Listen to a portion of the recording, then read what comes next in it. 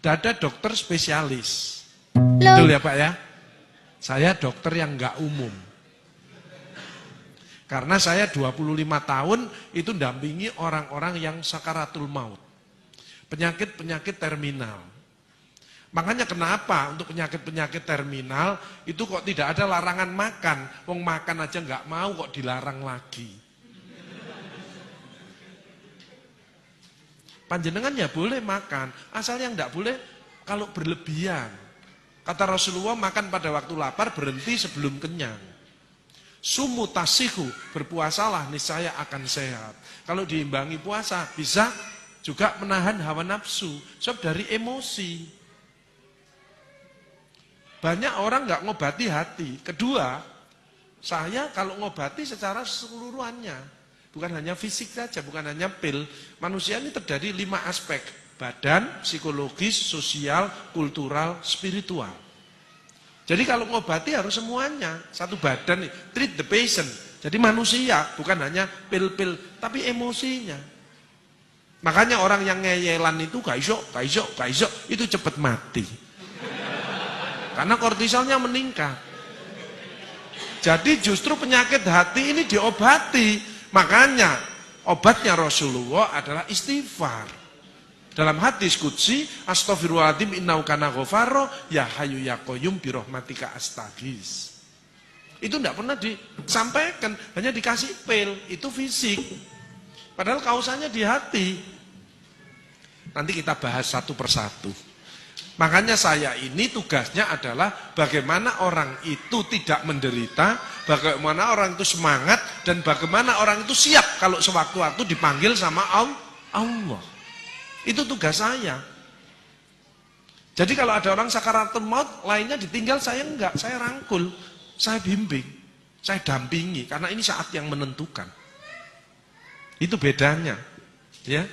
Jadi saya di bagian penyakit terminal, sehingga saya kalau melihat orang sudah tahu.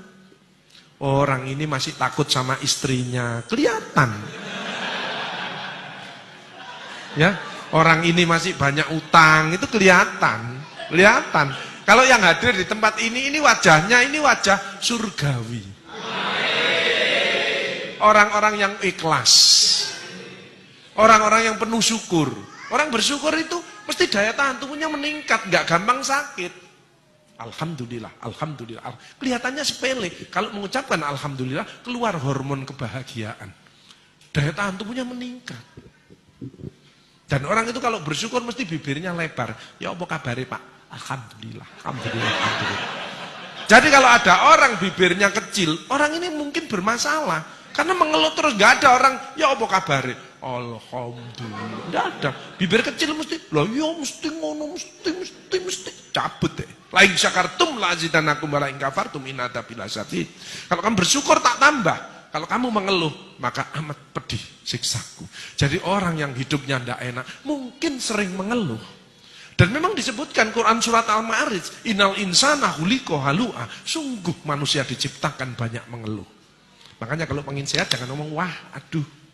Alhamdulillah. Kalau ada sesuatu nggak enak itu dari diri kita, bukan dari orang lain.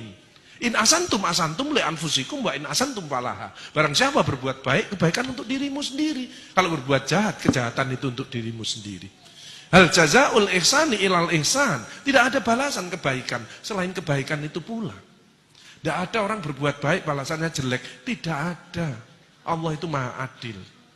Dilanjutkan lagi Quran surat Al-Zalzalah, "Faman ya'mal mithqala dzarratin khairan yarah wa may ya'mal mithqala dzarratin syarran yarah."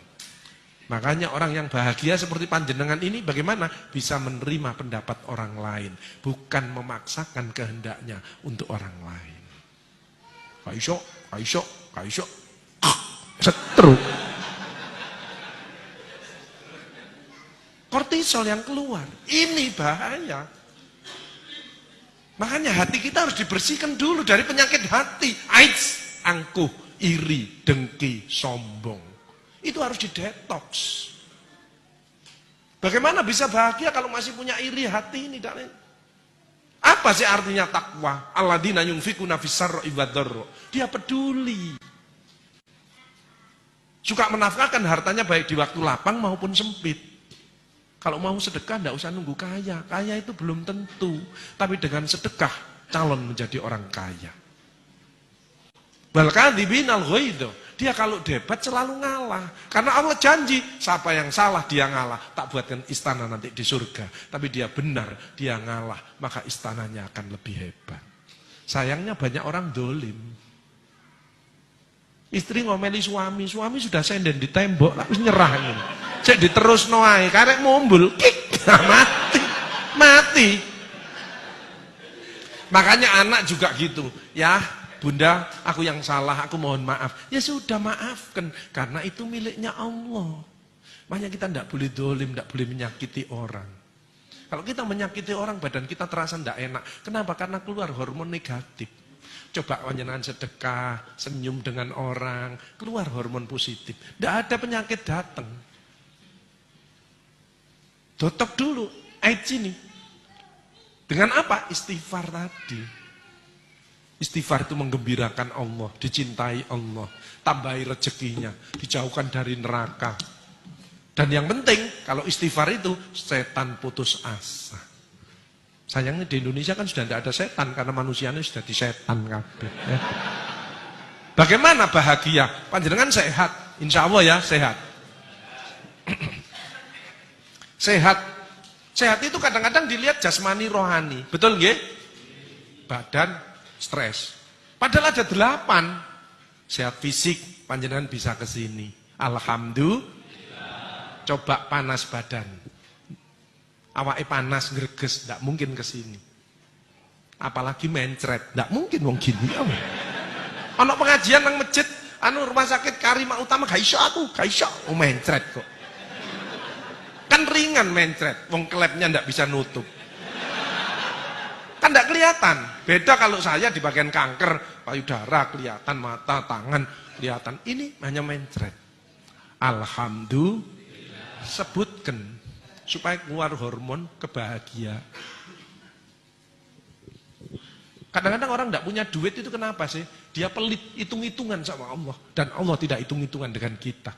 Wa in ta'udzu nikmatallahi la tuhsuha. Barang siapa akan menghitung nikmatku tidak akan mampu. Kok bisa Pak Agus? Pasien saya rata-rata pakai oksigen. Wong terminal. Pakai oksigen. Satu oksigen ini bayar 1,5 juta. Kalau isinya habis, isinya tok 300.000. Jadi satu tabung 1.800.000. Ini habis setengah hari. Jadi satu hari 2 tabung, 3.600.000 hanya untuk oksigen. Belum infus, belum obat, belum dokternya dan lain sebagainya. Kita tidak pernah dibayar, tidak pernah bayar. Coba seandainya nanti kita panjenengan undur di rumah, terus besok pagi ada tamu tok. Assalamualaikum, waalaikumsalam warahmatullahi wabarakatuh. Saya utusan dari Allah ingin narik rekening berapa liter oksigen yang panjenengan hirup mulai lahir sampai sekarang. Oksigen tok, tidak usah anak, tidak usah rumah, tidak usah sepeda motor, tidak usah mobil, tidak usah tanah. Oksigen yang panjenengan hirup ditagih sama Allah. Panjenengan jawab. Panjenengan gini paling blek mati ya. Gitu kok kadang-kadang jahat sama istrinya, gitu kok kadang-kadang tidak mau baik dengan putra-putrinya, gitu kok kadang-kadang tidak nyaman sama tetangganya. Yuk kita rubah. Yuk kita istighfar 3 kali yuk. Astagfirullahaladzim, astagfirullahaladzim, astagfirullahaladzim. Ampuni ya Allah, ampuni ya Allah. Makanya Rasulullah itu manusia yang sudah dijamin masuk surga, tidak lepas dari istighfar 100 kali satu hari. Apalagi kita yang penuh dengan dosa.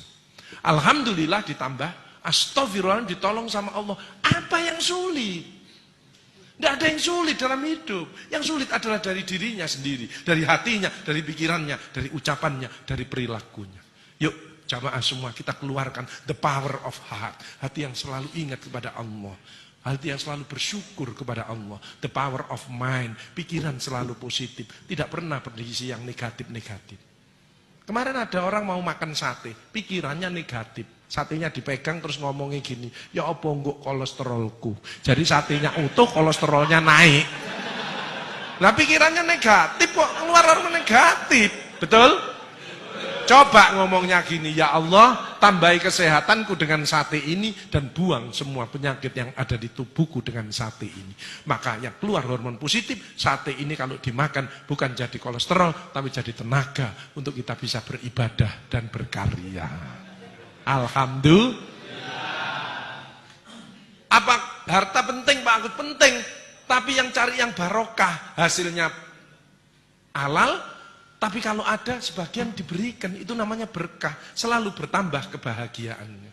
Tapi kalau ditumpuk untuk dirinya sendiri malah jadi bencana. Teman saya ada, sukses. Pendidikannya tinggi, anaknya di luar negeri, rumahnya banyak, perusahaannya banyak. Mobilnya ganti-ganti. Ternyata dia kena diabetes, kena stroke, pasang ring. Itu dikirimi durian sama muridnya. Ya ditaruh di kulkas, dia kalau pengen ya hanya dia ambil, diambung gitu. Nggak berani makan. Coba bayangkan. Akhirnya ngomong, Pak Agus, wes, gak peduli aku, gak atik ngene-ngene, gak iso bahagia aku. Uangnya banyak, nggak berani makan coba. Kalau lainnya makan sate dimakan, dia ndak dicecepi. Untuk apa harta? Hanya perbanyak sedekah. Sedekah kenapa bisa menyembuhkan? As-shadaqatu daf'ul bala. Sedekah menjauhkan dari daripada bala. Kenapa? Orang sedekah menyenangkan orang yang keluar hormon positif. Penyakitnya lama-lama tambah baik, tambah baik. Yuk kita introspeksi diri. Nggak usah nyalakan si A, si B. Ada orang nyalakan, aku gak cocok sama ibu itu, misalkan ibu-ibu. Ya nggak apa-apa. Ibu itu dari kiri, ibu dari kanan. Beda nggak masalah. Yuk kita makan sambil sarapan, kita cari solusi. Betul?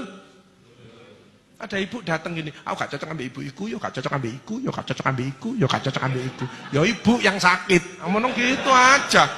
Lah masa orang ini jelek semuanya? Setuju nggih? Setelah pulang tidak udah. Jadi orang yang suka nyalahkan orang lain, menuduh, itu hatinya kotor.